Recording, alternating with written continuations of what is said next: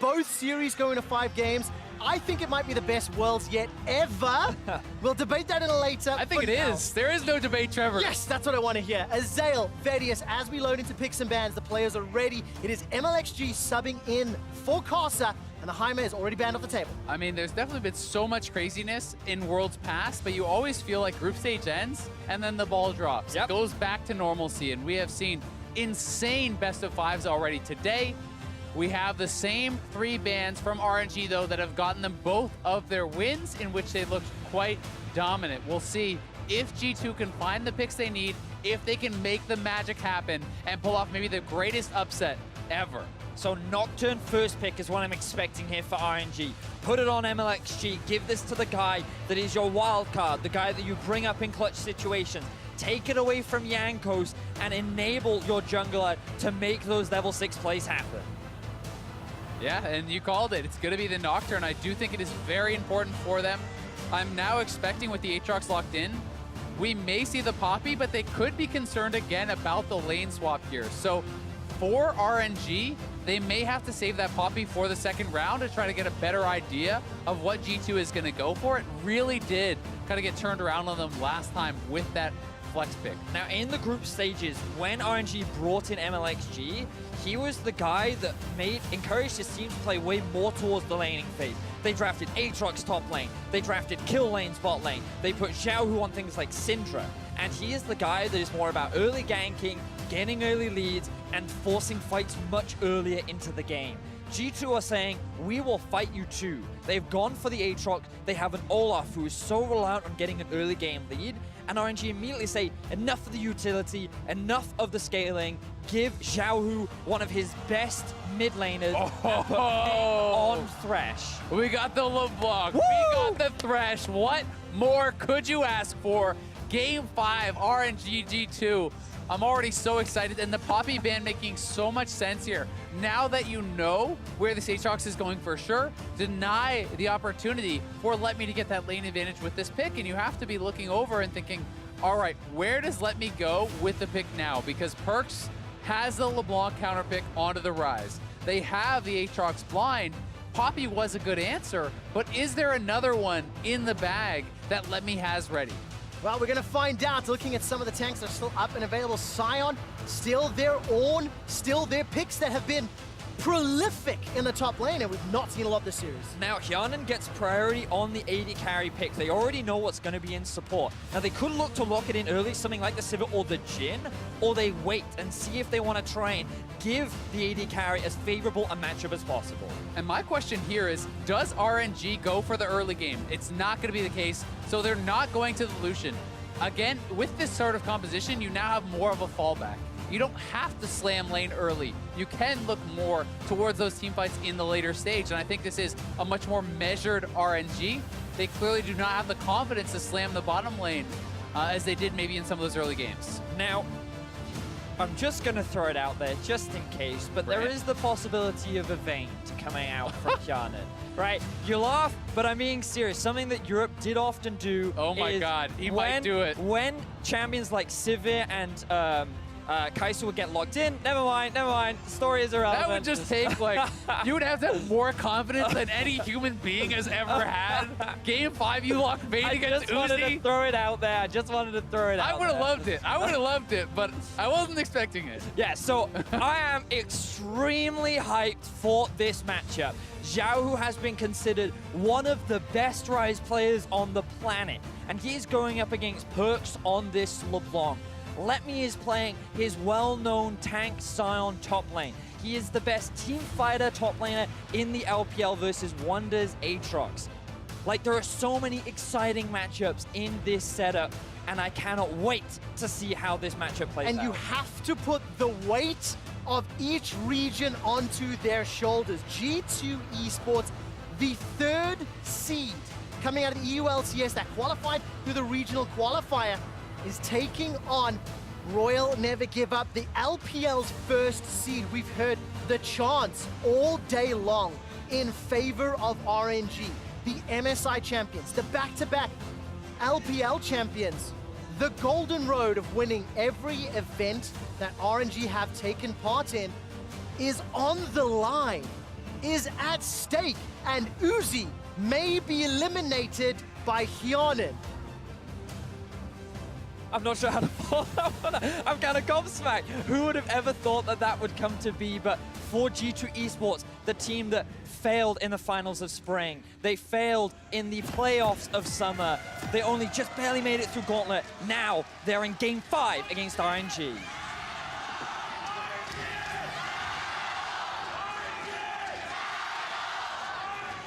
Thank you, Busan.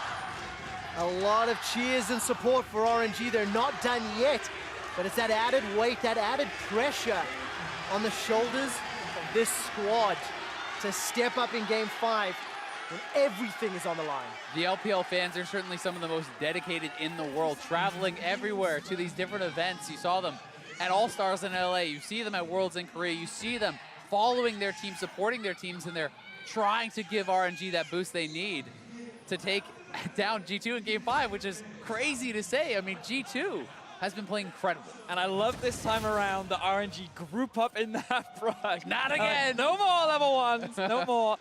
Just offering that extra bit of safety. G2, though, they take the line of scrimmage. They play more defensively, but already looking for a bit of an invade. And this is so important for Jankos on this Olaf. The champion at Worlds has really fallen off in priority because of how hard it falls off in the later stages of the game. His inability to close the gap against so much mobility that currently exists in the meta has made it very difficult for him to have an impact. So you have to shut down that Nocturne early, you have to deny him farm, deny him levels, and that is how you find advantages. All right, 2v2 matchup already going ham in the bottom lane. The stun from Wadid's passive comes out. Hyanen's taking a lot of autos from Uzi, and in terms of effective HP, it is, of course, Uzi that comes out ahead of Hyanen.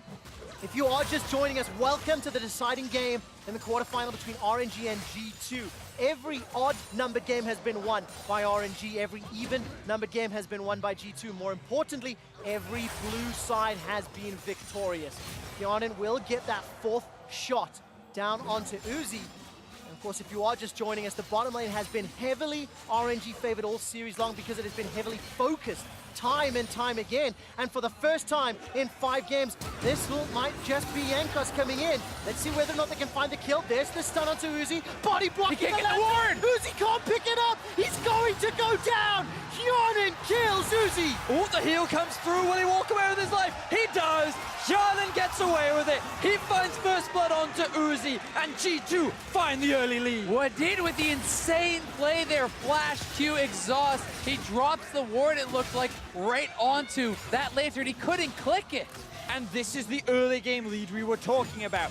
Jankos has to make his presence known. He does it in the bot lane, and now Perks trading with Xiaohu in the mid. G2 are saying, we will fight you with aggression. We will build an early lead. RNG fall.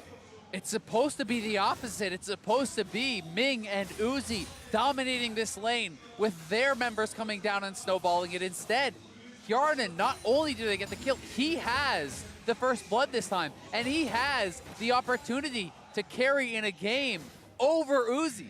And you can't help but feel the temptation from Hyanen to type in all chat and say, not nice to 2v3, is it, my friend?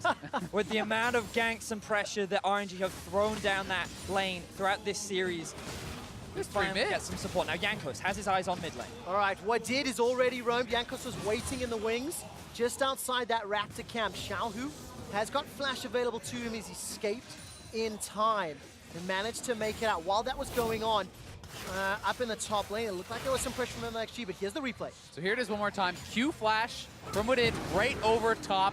And look at this. Uzi turns around to get level 2 off the minion to level up his spell shield, but he's already been stunned. The ward is dropped. Everyone is stacking on the lantern. He can't click it. He cannot get out. And not only that, how much health did he even have? The heal is late. The minion hits him. It's got to be 1 health. 1 health. HP! Oh my God, Hyanen!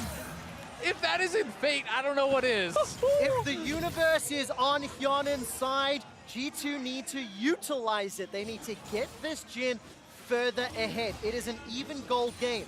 Look at the CS differences. Xiaohu is ahead of Perks. And Uzi, for the time being, has shoved this wave all the way up to Hyanen and Wadid. And it's really important to remember that for RNG, their composition is extremely strong in the late game. They have the ability to put Rise off on a side lane. He will be able to handle both Aatrox and LeBlanc once he completes 2-3 items. And Sivir, in these team fights, she has that 500 CS win condition for a reason, so the responsibility falls on G2 to find these early leads, and so far, in the mid and top, things are actually very even for RNG. Yeah, and I mean, when you're talking about a 500 CS win condition, and you're talking about Uzi, that takes about 10 minutes, so not too much time, but you know, like they are not all in on winning this lane anymore. That is really the biggest point, as you're saying, Vedius, because it's not the Lucian. They do outscale in the team fight damage, and you know, MLXG has been farming fairly well. He is going to have his opportunities to try to turn this lane around, especially post-6. And of course, we have to keep an eye on how MLXG and his decision-making with his team composition impacts the game. The 4 previous games have been very heavily defined by focus and involvement around the bottom lane. MLXG with this draft is not necessarily going to do that, but he still can if the opportunity presents itself. Yeah, and just how he is thinking about this game mentally, right? You're coming in Game 5, you didn't get to play any of the warm-ups. He is known for his super aggressive play. Will he still stick with that style? Or do you play a more measured game? Do you play it more defensive when you know one mistake means my team goes home? I feel like MLXG is the kind of player that doesn't know how to turn off his aggressive button, especially when you think back to the group stages. This guy was diving between 2 turrets at level 6. So I'm really excited to see what he's going to do once he hits that level 6 mark. But so far, Jankos has done a good job at kind of keeping the pressure onto him. Jankos now level 5, has the boots completed as well. Will have the red buff to go and pick up, and where will he look to make a play next? Because, you know, you talked a little bit about it as LB solo lane. Xiaohu on this rise, he's farming extremely well right now. The fact that, like, LeBlanc doesn't have to dominate laning phase this early on, but the fact that he still has that threat of moving off into a side lane later, being able to hold both a LeBlanc and an Aatrox is still a big deal for RNG, even if they are at this small early deficit. See, Uzi and Ming have already left the lane. They've shoved it up time and time again. Uzi sitting with the double long swords and that fairy charm, as we've seen multiple times this series already.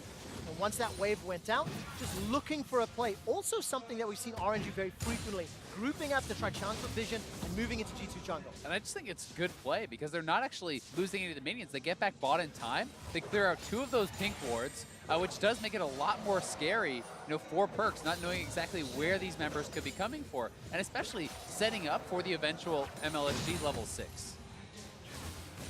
I'm keeping my eyes as well on how close MLXG is to that level 6 mark. He has the full top side to be able to clear. Xiaohu as well will be picking up that blue buff relatively soon. Yeah, so there we go, the level 6 mark. Now we keep our eyes on where he looks to go. Top lane, expectations are pretty low. You don't really want to be ganking that Sion lane very much. He may look to try and gank LeBlanc, but with her passive and mobility, that could be difficult. So what I'd like to see from RNG is perhaps Xiaohu pushing up the mid lane, try and gain some priority, and then use his ultimate to set up either a dive bot with the TP from Let Me. Try and do something that RNG have found a lot of success with really in the past. Yeah, I totally agree, especially when it is that first Infernal. I think you really want to try to make something happen around the bottom lane. If you can get a kill there into an Infernal, that is such a good advantage for you. And you can see right now it's G2 up around the top side, and potentially MLXG could respond. Oh, that got very, very close. Yep. MLXG was able to secure it, but yeah, I also held my breath, waiting to see whether or not Jankos was going to go in on Let Me or not. Dual chains come out from Perks, but they don't hold Xiaohu in place. Therefore, Jankos cannot follow it up. And it is a 300 gold advantage over the first blood, separating these 2 teams as we're getting closer to the 10-minute mark. Death Sentence will find we're dead, although he didn't do a whole lot to try and dodge it, to be fair.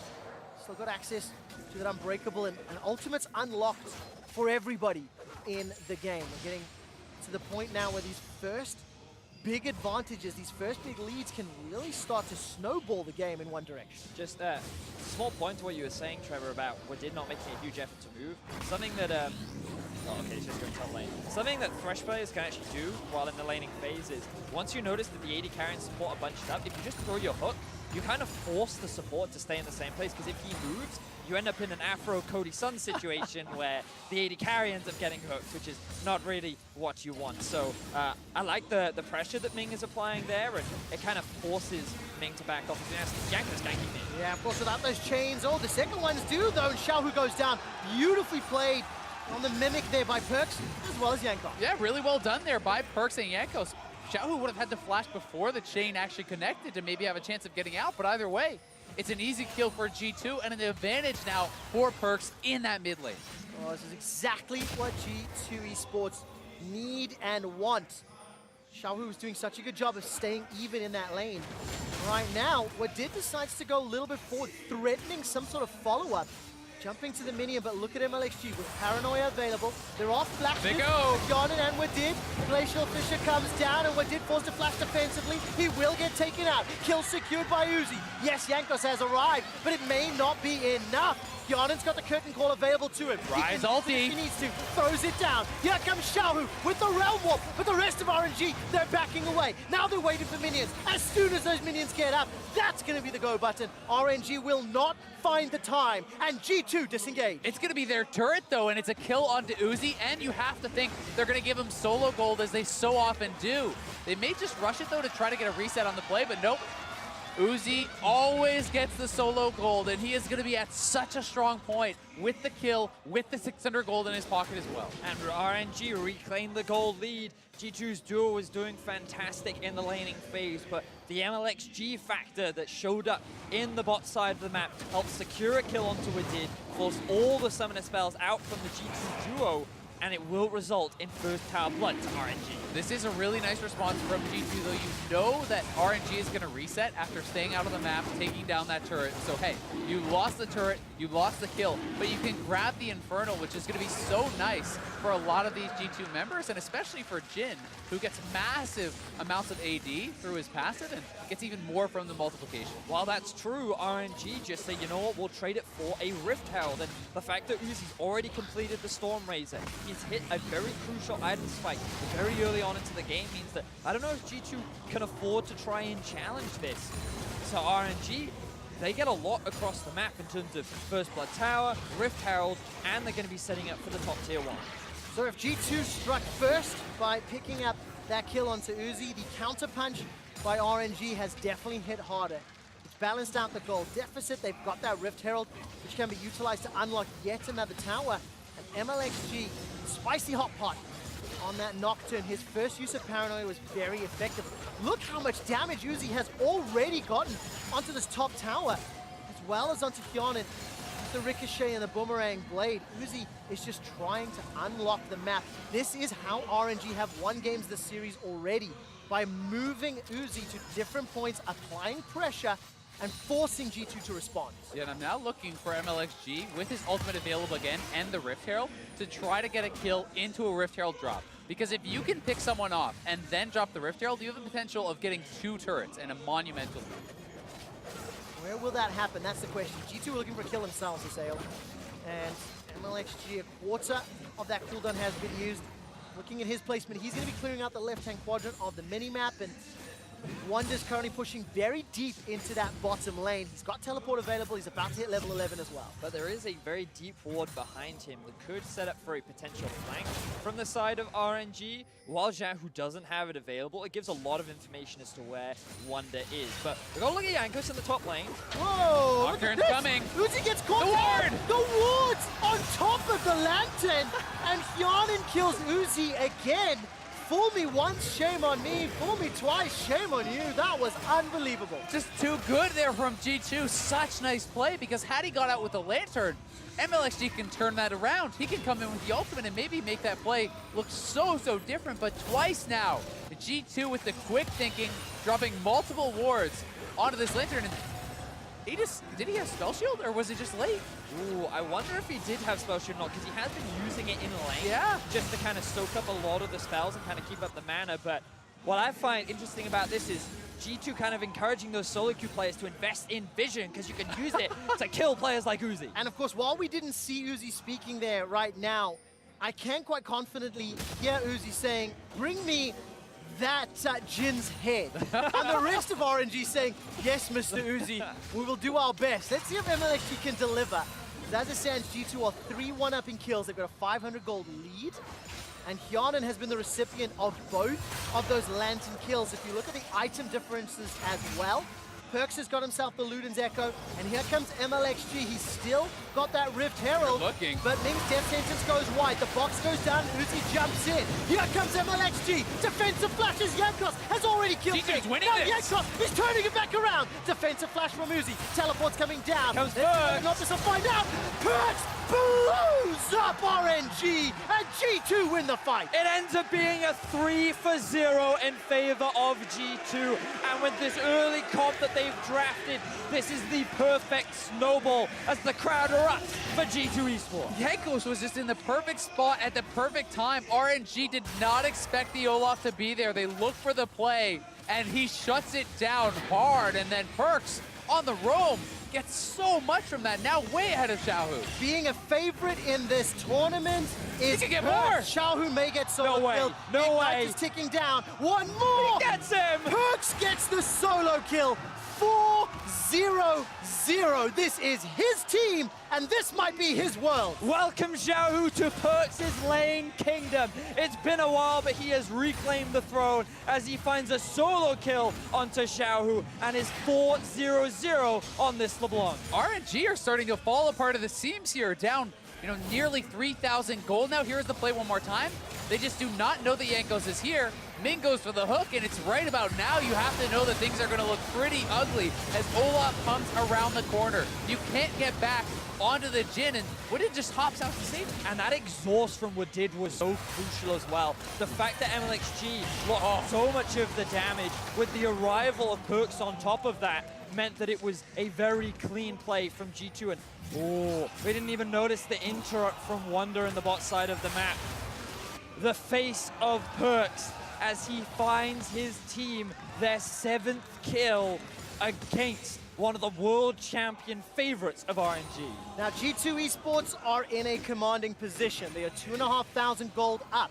They have the tools to progress and push this lead forward, but RNG, you cannot understate. They have wave clear, they have scaling, they have initiation, and I am not going to count my chickens before they have hatched. And I need to see how well RNG handle this mid-game. You can see MLXG as well as Xiaohu coming down onto Wonder. He's used the World Ender, and the Realm Warp will cut off that escape route. But here comes Perks. Room Prison holds Wonder in place. He will start to revive and resurrect. MLXG! Just blows up MLXG. Wonder throws down the Infernal Chains. That's going to pull that me backwards. Perks get away away! to Xiaohu. Wonder's out. Wonder's alive. And Perks is looking for some sort of reply. Now Yankos comes trying to Yankos. run back down. He's got Ragnarok available to him.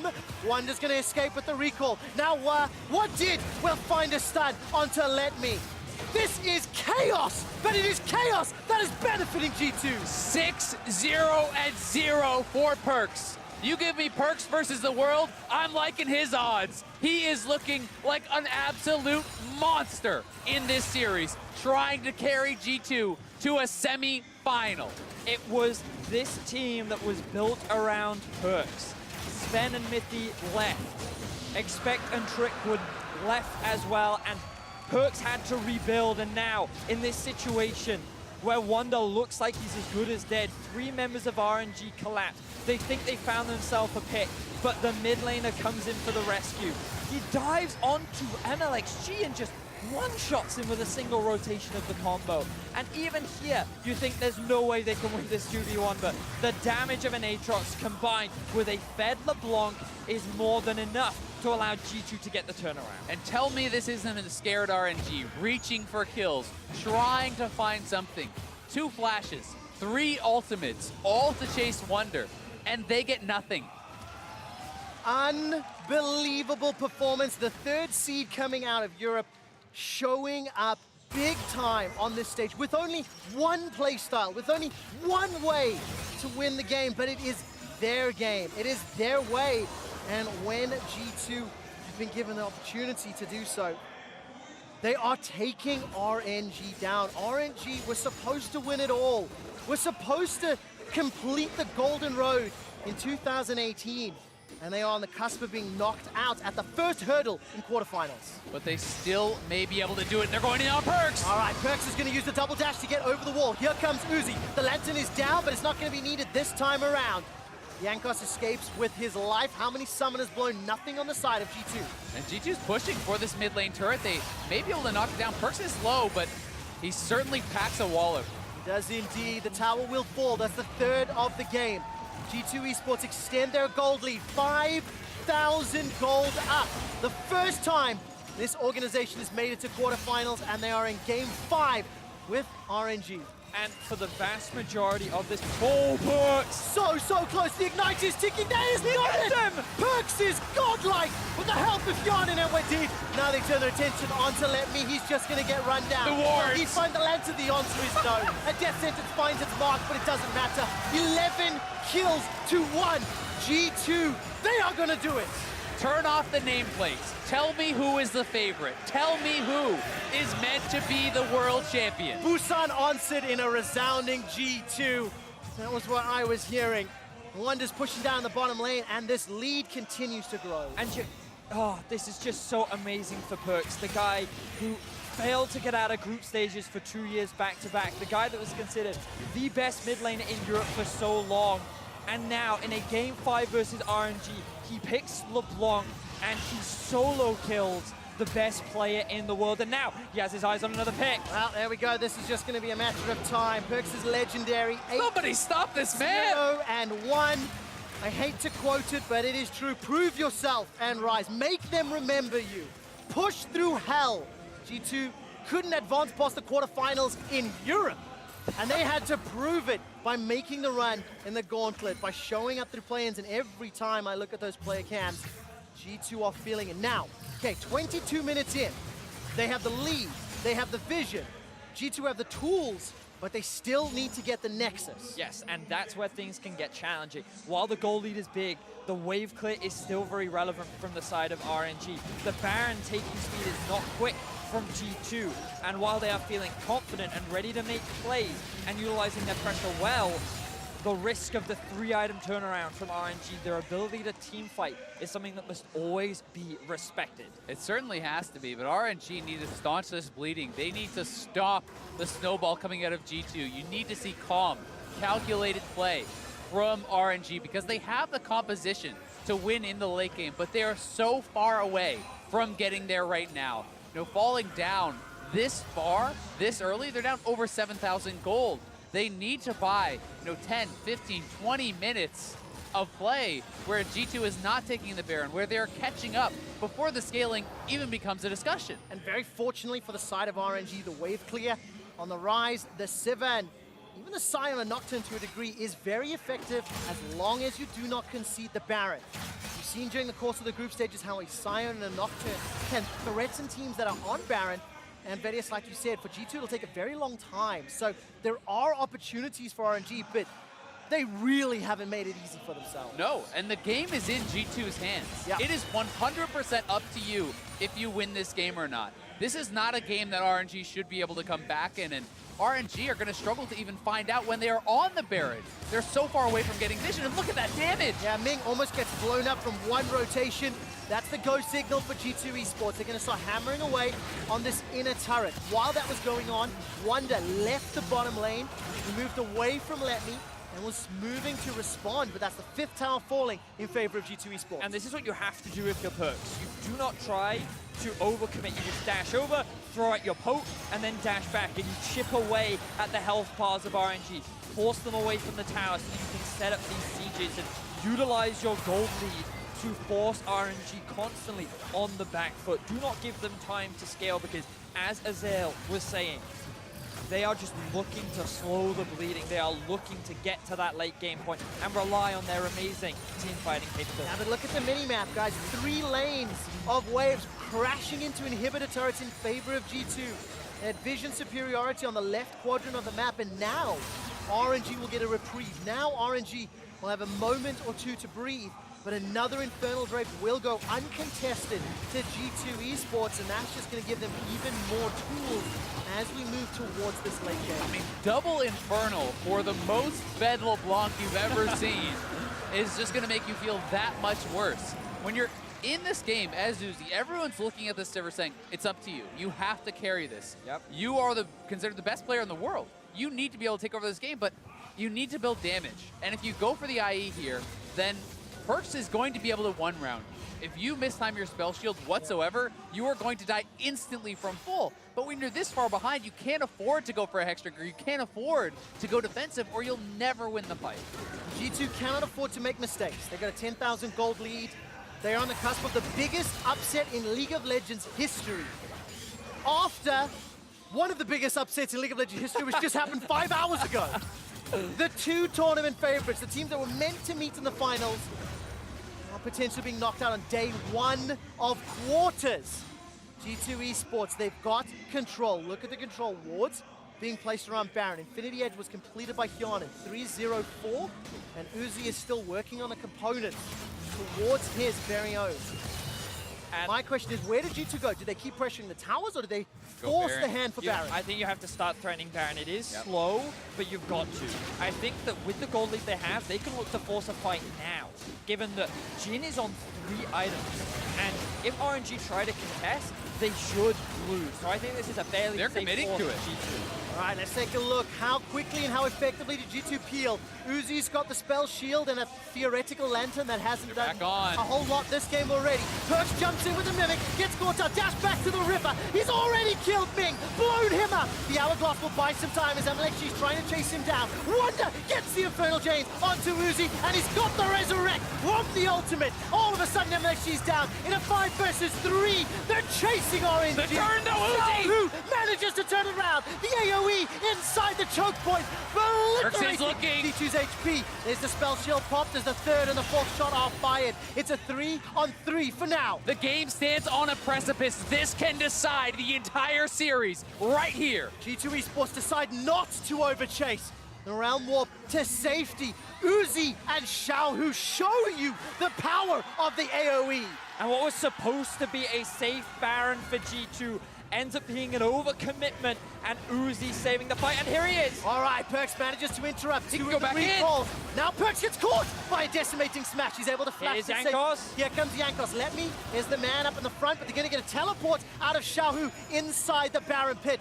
This game is far from over, and RNG have not conceded. Wonder is back alive, does have the teleport, but it looks like that they're not going to keep the fight going. Uzi, he's forced to back, no summoner spells, but that was an even fight for RNG overall. They stopped the Baron from going down. They find themselves 2 kills, and RNG say, we're not completely out of this yet. Yeah, you had to think this was the fight that will decide the game. This is where G2 will move on to the semifinals, and Perkz starts it out well, but does get chunked very low, and you'll see MLXG goes for the shutdown here over onto Perkz. A well-timed stopwatch, so just in time there. And then the fight becomes about Uzi. G2 trying to commit forward onto him to take him down, but Uzi and Xiaohu kite back into the corridor. And this is where all that AoE damage from Uzi can come into fruition. The Scion just tanks up so much damage. Xiaohu has enough shielding, and they act as a strong enough front line so that Uzi can't get collapsed upon. And the 2 big carries of RNG end up turning the fight in their favor. And again, we have to reiterate, this is what we were talking about. They're known as one of, if not the best team fighting team in the world. And if you give them an inch, they will take a mile, even at this kind of a deficit. And Uzi now has the Infinity Edge, has hit his 3 items on Sivir. So important, especially against a squishy team like this. The ricochets really start to punish your opponents. That being said, there is a window now for G2. No summoners on Uzi. If you can find a fight, if you can take down that Sivir, you can end the game and pull off the upset. I can tell you right now, Perkz doesn't want to find a fight. He wants to play dirty. Catch him when he doesn't know he's coming and just blow him up. 9-0-2. Got himself the Ludens and Morellos, the Hourglass, as well as another needlessly large rod. And off Scary the world out there. The vision has been contested. RNG have to push into the darkness. You can feel the energy from the Bexcoat and in Busan as there's this buzz. Because yes, G2 are monumentally ahead. 3 Dragons and 10k gold.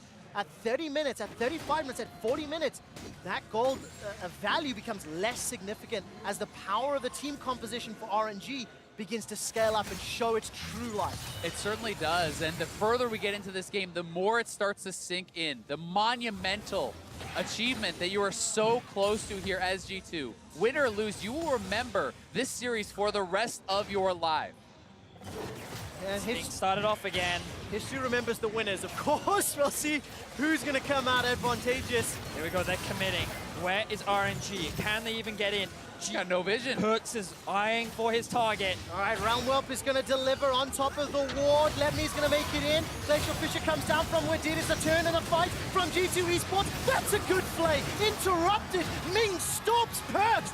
Now all of a sudden, Wonder's running for his life. Look at the re-engage from Lemny. Wonder forced to dash over the wall to safety. Xiaohu's killed Wadid in a 10,000 gold deficit. RNG tear the roof off of Busan, and they are winning the fight. Ming's play may have just saved the game there, playing Perks out of the distortion that would have gotten him onto Uzi. RNG win another fight and buy themselves a new lease on life. Exactly that, Azael. They even find themselves a kill, and the momentum from G2 is starting to slow down. They were in such commanding control of this game. We've now hit the 30-minute mark, and you can see how much harder it is for Perks. No blind phase checks for RNG. A beautiful sidestep from Ming. And look at the positioning of Uzi on the backline. And keep your eyes on Watch this play. Ming interrupts Perks as he tries to dive onto the backline. Immediately gets zoned away, and then Wonder is just left to the 5-man unit of RNG. And that play prevented it not only from hitting Uzi, but also Xiaohu. That would have been both the carries chunked dangerously low, if not just straight up taken out. And we see at least the GA is forced out there. A good job there by Yarnan trying to make the best of a bad situation. It wasn't just the play to save the day, but it was the play to save worlds. Yeah. To save the 2018 Golden Road that RNG are setting their sights on. 4 item spikes are starting to come in across the board as it's 32 minutes in, and G2, they did get their 4th Drake. The next one will be Elder at around 37 minutes. And you can see Uzi's confidence in his positioning, in his teammates, still not making a stop for any magic resistance. If you play it perfectly, if you can position perfectly, this will pay off. You make one step too far forward, you make one missed spell shield, Perks will kill you from full. The game can end. But look at the double control wall that's behind the Baron. There is a TP available for Letme. TP's coming up for Xiaohu. Here we go again. G2 are not aware of the vision that RNG have behind them. The TP flank is a real possibility from the side of RNG. And there's enough vision around this Baron area that G2 do not have full control, but All right, Perks got a little bit caught out there. Lim manages to escape with his life, but Ming is dropped very, very low. got him! They got Uzi! him! Yangus has got one. Uzi forced to flash away, and Wonder's trying to chase him down. The Infernal Chain will pull him backwards. Darkness comes out from the Paranoia, and the rattling of the AoE from Xiaohu Here goes Perks! is melting G2 Esports. Perks is running for his life. The Infernal Chains comes down. It pulls Xiaohu backwards. That's one of the AoE monsters. Yes, G2 got the kill, but man, it felt like they lost the fight. And G2 are finding these fights harder and harder to win. They only get a single kill onto Ming. They get both summoners out from Uzi, but RNG still stay alive. Best worlds meta ever. RNG in a gigantic gold deficit. They are the ones making the move for Baron, and it feels like this game is swinging back into RNG's control. They're just trying to get some vision around the objective. They need to reclaim some semblance of control as we see more items being picked up for Uzi. 4 are now completed. Lord Dominic's regard is done, and it's getting to the point in the game where for G2 to be able to win, they're gonna have to outplay RNG in these team fights. But still, they're 10,000 gold ahead. Double Infernal, 4 dragons to 0. They are still in control of this game. They can still close out this game, and they need to take a breath and realize their positioning. I need to take a breath. Do the same thing. We all do. It's unbelievable to see how these team fights are turning, but every time Xiaohu and Uzi are allowed to get damage down, they turn it. Yarnan with the Hella Blades, he manages to get a big proc onto Uzi. He's got the GA completed, and he's starting to heal back up. But look at G2, they keep contesting the vision. They keep pushing it into RNG territory, but RNG always seem to find a way to go back. And G2, they're starting Baron. And Uzi is chunked out, no He's summoners going to red this buff. time. He's going to red buff. They spotted it now. He's going to come to Baron, but it may not be in time. G2 could just commit for this Baron. We'll see if they do. The Lantern is going to pull Uzi into the fight really quickly. They've got it. Hit points. It's going to be the focus. MLXG. Throw down. MLXG will not be jumping back in, but the Death Sentence will find a target. All of a sudden, what it is down. Yes, he managed to get the ultimate off, but it simply isn't enough. Now in a Rise ulti. Look at the Realm Warp. That's going to Perks over the wall. Perks is looking for Uzi. Chunks him down to 50%. 3 members of G2 Esports have escaped for now, and Jankos will be the sacrificial lamb. Jankos will go down, along with what did. But 3 members of G2 hold the Baron buff. They do get the 2 kills, but still, the most important members from G2, the solo laners, will have the Baron buff. If they want to try to go into 1-3-1, this may be their best chance at closing out the game. But look at the gold. The fact that the 280 carries are even in this massive gold deficit. The fact that Uzi is still has so many items completed means that RNG is still so strong in this game. Wadid drops immediately. G2 recognized in a 4v5, and at this point in the game, they can't win the 5v5, so their goal is to just evacuate. Perks comes so close to executing Uzi, but unfortunately it's not enough, and now it's RNG that's on the push. G2 are committing to the 1-3-1. You see Perks and Wonder in the side lanes. RNG moving across the halfway point of the map for what seems like the first time in 20 minutes. Will G2 be able to use the 1-3-1 as effectively as they have done in the previous games? The 500 CS Siva win condition is eerily close, and it is Uzi's Siva in Game 5 of the quarterfinals. G2 Esports, they cannot make a mistake because this gold lead again, it matters less and less, but to their benefit. Elder Dragon's up in a minute, and I need to see whether or not G2 try to prioritize it. Certainly do, but what other way would you want to see this game decided than the teams committing to the styles that brought them here? Yep, this is definitely a close one.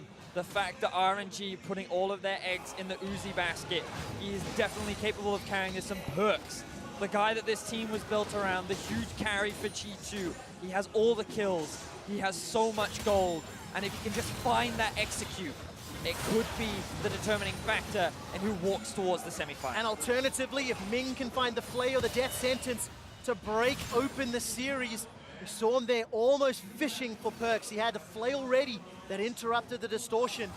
Just looking at the itemization, with the core damage built for Uzi, he's got himself that Hex Drinker as the 5th item, working towards complete build. And that luxury item finally coming in means so much for his safety against someone like Perks here. In these team fights, being able to perhaps survive one round. All right, Baron empowered minions in 3 different lanes. Cannon Creep's doing a lot of work. Look at how they're melting through the towers. RNG are at risk of actually losing more than 1 turret here. The minion waves have now been cleared out as Uzi's been bopped between top and middle lane. And G2 have got 30 seconds left on Baron. Yeah, they need to utilize this Baron to at least break into the base of RNG, but even then, at least one more team fight is guaranteed for G2. Perks that might they break need the top to lane win. here. G2 playing on all 3 lanes right now. Perks is going to get a couple more autos with Baron empowered cannon minion. That's the first turret falling. The mid lane should fall maybe. No, there's the engage. Death Sentence onto the Cannon Creep delivers a perfect play. GA. Uzi's down! Back up, but with Uzi down, it's all on Xiaohu. Xiaohu's running for the Perks. Perks has found him. Perks goes golden with the hourglass. They may have just done it. G2 have just dismantled RNG, and they're gonna make their way to the semi-finals! G2 Esports will find another kill, will tear open the base, and Busan is cheering and screaming and crying. The underdogs reign supreme at Worlds 2018. When expectations were at their lowest, the G2 dynasty will be defined by taking down RNG.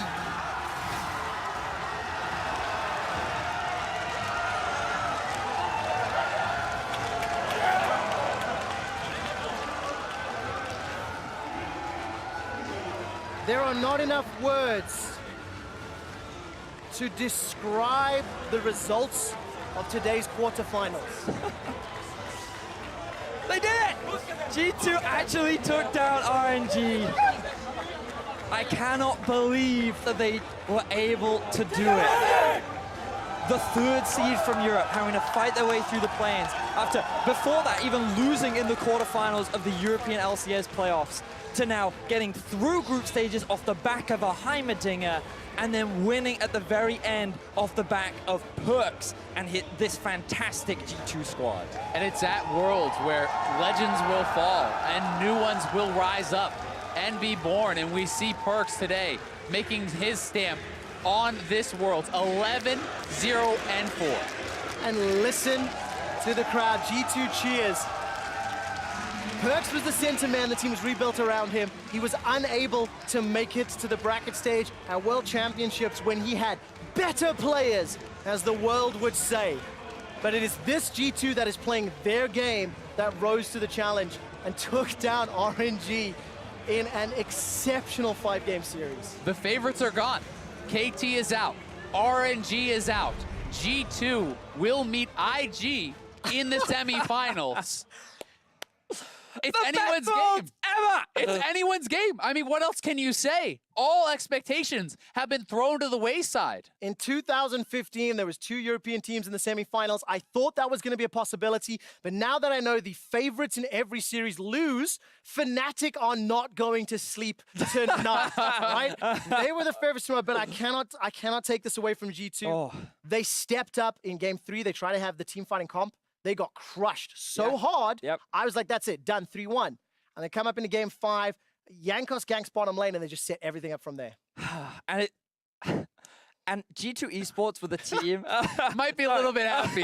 G2 Esports are the team that were always considered at Worlds to be that best of 5 team. And this wasn't the iteration of that roster, yet they come in a best of 5s and they take down RNG in 5. They didn't need Heimerdinger to do it either. No. And that's the most impressive thing. Like, it would have been 3-1 to G2 if they had Heimer, but it was banned. And honestly, this is just giving me such flashbacks to SKT versus Misfits last year, and Misfits in a lead in the 5th game and falling short on that final play. Very true. And as RNG was fighting back in this game, you start to wonder, is it going to happen again? But G2, they commit to their style. They commit to the split push. They get the Baron, and oh my God. We do have to move on. The thing I love, Misfits fell short. G2 did not. They won game 5. They advanced the semifinals. We have a lot more time to talk about it later, Vidius, to help us make sense of this day. There's nowhere else to go but Worlds Cooldown. Greatest game ever!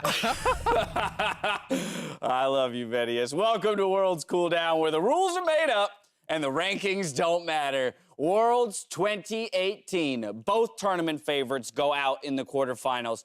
RNG are stopped dead in their tracks along the Golden Road in search of their first world title, and G2 says no in Game 5 of the quarterfinals. Yep. Yeah. I'm looking at you, Deficio. I don't even know what to say right now. When Game 5 started and it was RNG blue side, I was panicking. I was like, this is it. It goes back to Game 3 all over again. But G2, once again, they commit to Aatrox, and then they pick this LeBlanc for Perks in the mid lane. And he destroys RNG. And that was the big difference maker. You know, in the previous game when they had were on red side, didn't get the Tom Kench. They went for the Cassiopeia as opposed to the Aurelia. And this time around, Perk said, no, I'm not going to play for the team. I'm going to play for me, and I'm going to lead the team. Oh, the solo laners for G2 absolutely popping off today. I'm going to give you a little bit more time to breathe. Don't worry, I'm going to give you some more time to breathe, because fresh off of his win, G2's mid laner is standing by for an interview with Shocks. Thank you very much, guys. I'm here with Perks after G2 Esports beats RNG for a spot in the semifinal. What just happened? I don't know. I have no idea what to say. It's definitely unexpected, right? Yeah. How are you so calm? I just didn't care. I just don't care. For the last couple of weeks, I just don't care. I'm so like mentally drained now that I just don't care, and I just play. And so yeah, we can win against anyone. So. Okay, so let me try and paraphrase that as to how I interpret it. For years, you have fought against it. You have given your all. You couldn't get there. There were so many disappointments. You come into this match where you are the absolute underdog. You have your teammates, and you just went for it. Is that how I should say it? Basically, we had nothing to lose, and they had everything to lose. Like rating MSI champions, 2 times LPL champions, the Asian Games champions, Rift Rivals champions, and there's just some European third seed team coming to get you. Yeah. Is there anything you can point to, like game-wise, pick and ban-wise, you know, anything in the strategy of how you approached this last game? By the way, your LeBlanc was insane, of how you ended it. I think that we just realized that, I mean, it was kind of obvious that they played towards bot, right? But we realized that like it was like kind of hard for our bot, and then we realized that we should like put more strength on mid jungle mostly because their top side is kind of weaker than their bot lane. So that's basically the approach. That's the games we won, and that's how we won the series. Yeah. So I just wanted to play LeBlanc because I saw Rookie play LeBlanc, and he didn't buy items and stuff, and he was like a bit choking. So I had to like beat his LeBlanc performance. I'm going to try one more time because I know it all feels surreal and you don't really know what to say, but Perkz, you know, having this kind of a performance in a game 5 when the whole world is watching and nobody is counting on you guys, you have a lot to be proud of. Can you kind of speak to that? I mean, it just didn't hit me yet, you know. It just like nothing hit me yet, you know. I'm just really proud of my team. Like they all play really well, and like I've been feeling very stressed recently for last like week or something, and longer even. So sometimes I'm not like in the best mental shape, but yeah, I don't know, I'm very grateful for everything. Well, if you can do this, if you're not in the best mental shape, what can we expect now? Is everything now unleashed? I don't know, maybe I should just not be in best mental shape, and maybe that's when the like craziness comes out, you know, because yeah, it's just, I just have fun playing on stage. It seems like it hasn't hit you that much yet. Finally, what do you want to say about, you know, your teammates, all these guys who also came on stage here with you and played their hearts out? I don't know. I'm just really proud of all of them, and they're really, really good, and we play really well together, and yeah, it's I don't know what else to say. Yeah, I just can't believe it. You know, like our scrims are sometimes not the most productive, and maybe just test limits, and that's why we win. You know, so I can't believe it. Yeah. You wouldn't tell that you just knocked out the tournament favorites, RNG, as the absolute underdogs. I think it's going to hit you in just a little bit, so we'll just take a breather. Thank you very much, Perkz. Congratulations. Absolute insanity here in Busan. Back over to you guys.